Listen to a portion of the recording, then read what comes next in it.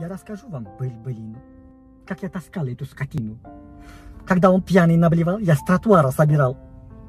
Там был лагман, босо, чучук, казгарта, все содержимое его рта. Потом из желудка выходило, меня и самого чуть-чуть стошнило. Сказал ему: Бакытбайке, хорош блевать, а ему блевать охота снова. Да сколько ж он съел, смотрите на этого сосыка. Да пожалей работника ты, тазалыха. Я говорил ему: Бакытбайке, остановись, на нас там смотрят, там Мелисса. Мелисса подошла, несет какую-то ересь, а он продолжает извергать, как дракон Дейнерис. Короче, сутки в обезьяннике. Сейчас не до сатиры. Так мы отмечали покупочку его квартиры. Эй,